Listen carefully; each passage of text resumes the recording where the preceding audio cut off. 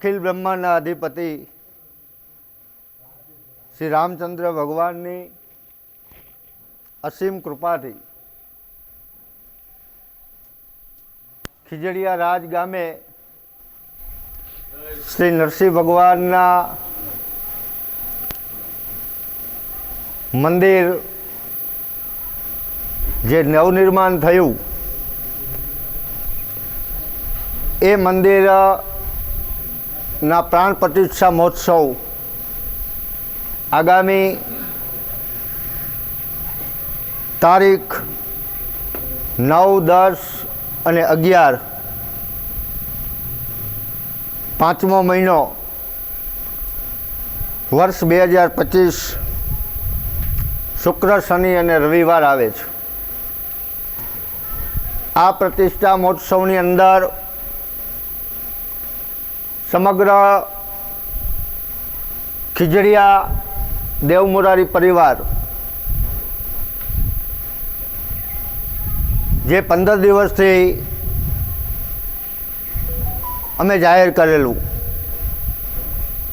આજની જે મિટિંગ છે દેવમોરારી પરિવારને જ્યાં સુધી અમે ન જાણતા હોય એ બધાને મીડિયાના માધ્યમથી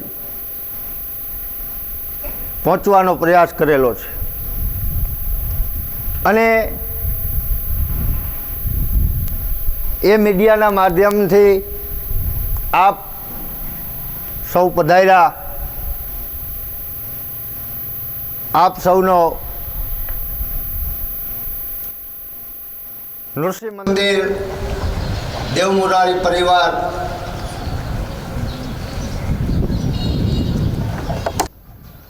આપનો ખૂબ ખૂબ આભાર માને છે.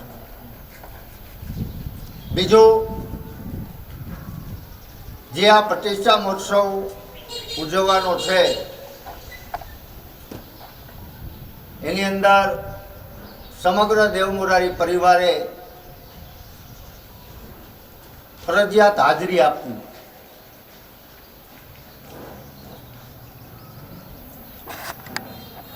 અને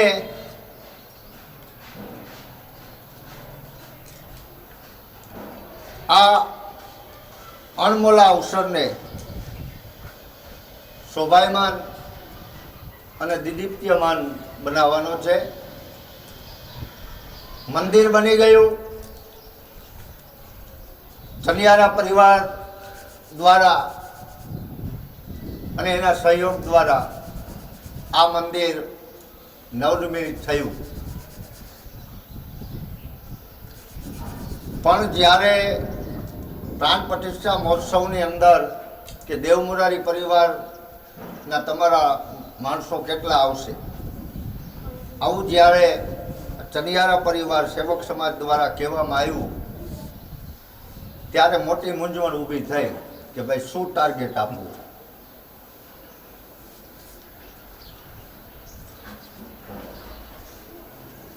વધારેમાં વધારે ભેળા થાય એ માટે એક કમિટી બનાવવામાં આવી 15-20 જણાની, અને એના દ્વારા આજે 9 તારીખે આપણી મિટિંગનું આયોજન કરવામાં આવ્યું છે.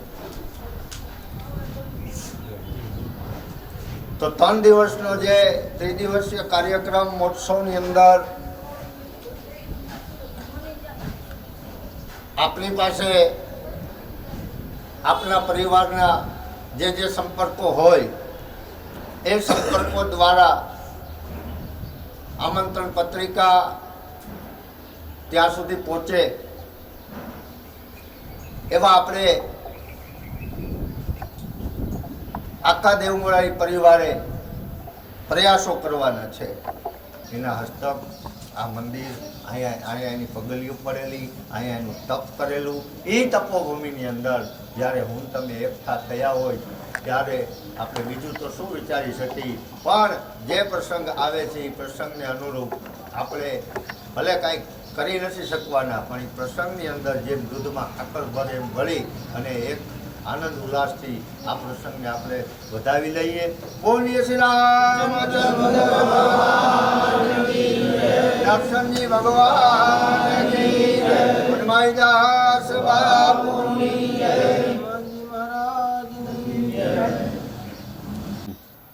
અને આ નૃસિંહ ભગવાનના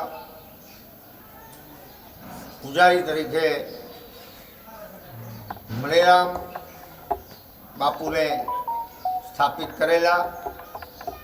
ત્યાર પછી એની ચાદરવિધિ કરવામાં આવી અને મહંતાઈ આપવામાં આવેલી.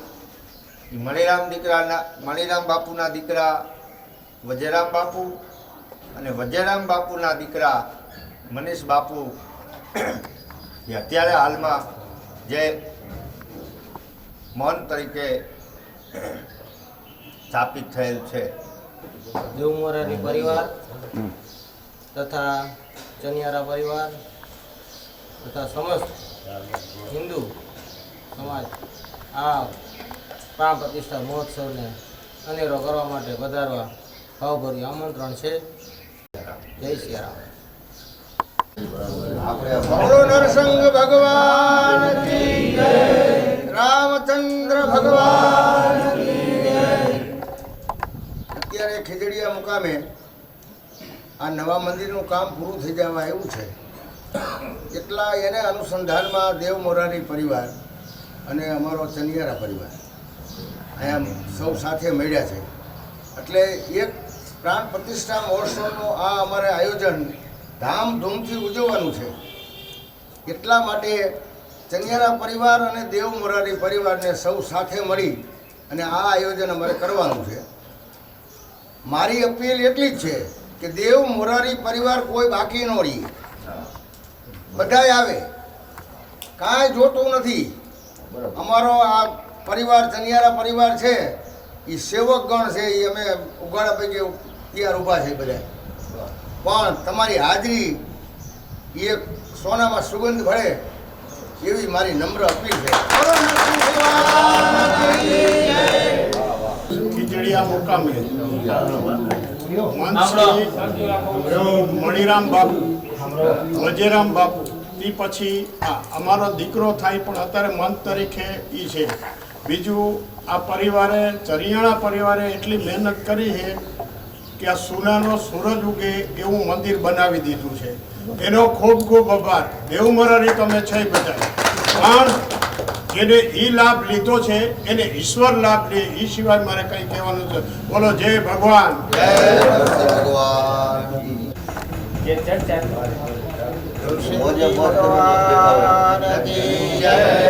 વનમાળીદાસ બાપુની જય. લાલજી મહારાજ કી જય. પરમ પરમાત્મા રામચંદ્ર ભગવાન કી જય. સમસ્ત દેવમોરારી પરિવાર સિંધાવદર લાલજી મહારાજના જગ્યાના મોહનશ્રી આનંદરામ બાપુ, ખીજડીયા નરસિંહજી જગ્યાના મોહનશ્રી મનીષ બાપુ, મારા વડીલાઓ, કાકાઓ છે, દાદાઓ છે, બહેનો, ભાઈઓ અને ચનિયારા પરિવારના જે આગેવાનો આવેલા છે અત્રે, જેમની આર્થિક મદદથી અને પરમ સહાયથી સુંદર મજાના મંદિરનું આ નિર્માણ થયું છે. વનમાળીદાસ બાપુનો ઇતિહાસ એવો છે.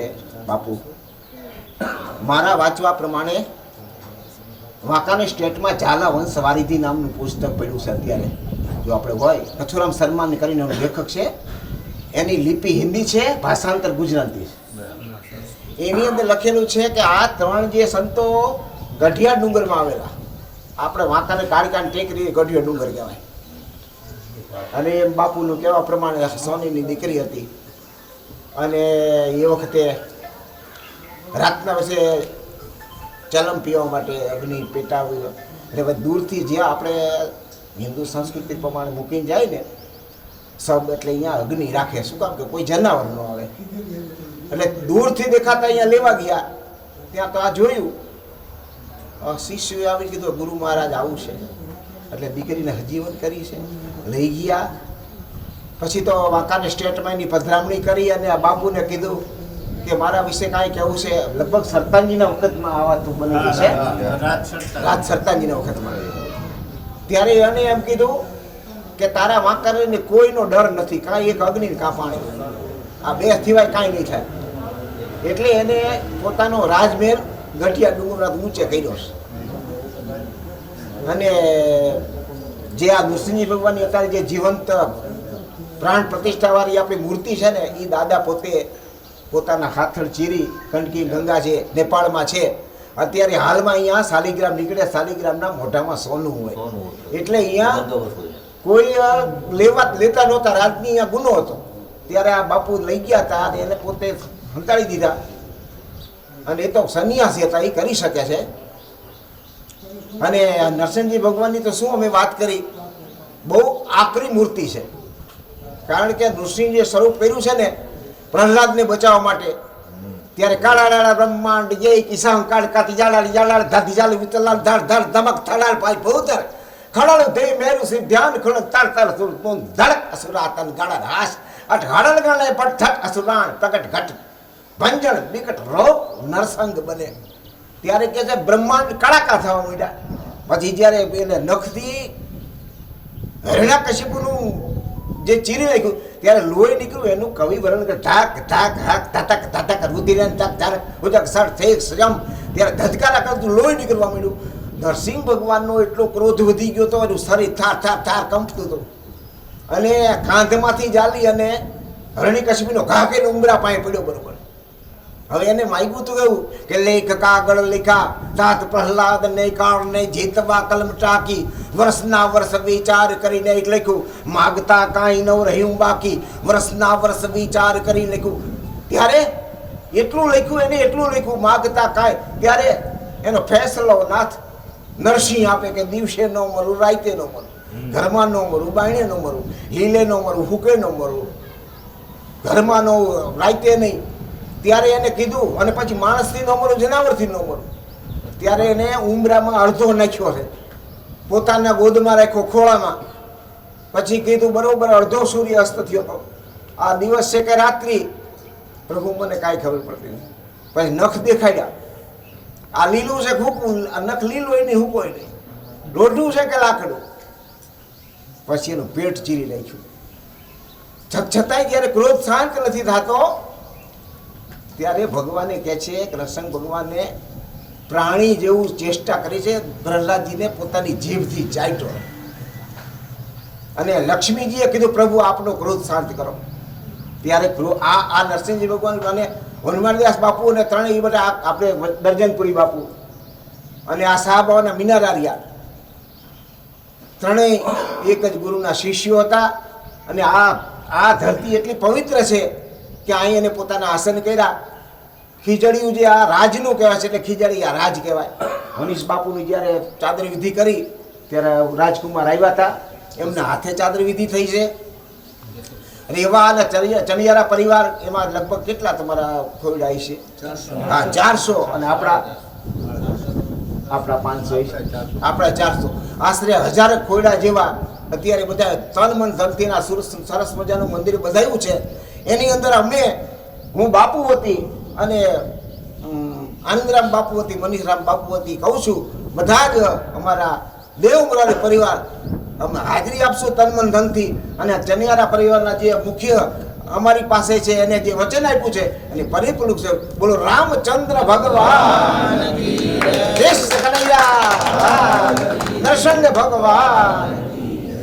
એવા અમારા ચનિયારા પરિવારના પ્રમુખ સાહેબ શ્રી પ્રવીણભાઈ ચનિયારા, એવા માજી પ્રમુખ શ્રી પ્રભુભાઈ ચનિયારા, એવા ઉપપ્રમુખ શ્રી મગનભાઈ ચનિયારા, એવા અમારા સભ્ય શ્રી વાલજીભાઈ ચનિયારા, એવા સંપાદક શ્રી કેવા હરજીવન સાહેબ ચનિયારા, એવા અમારા બાપભાઈ કાર્યકર્તા શ્રી, એવા અમારા કાકા અને અત્યારે હાલ તો ગાદીપતિ કહેવાય લાલજી શ્રી આનંદરામ બાપુ, સમસ્ત દેવમોરારી પરિવારે હાજર રહીને અમારા પરિચય આપેલ છે અમારા ચનિયારા પરિવારનો. બોલો જય ચંદ્ર ભગવાન કી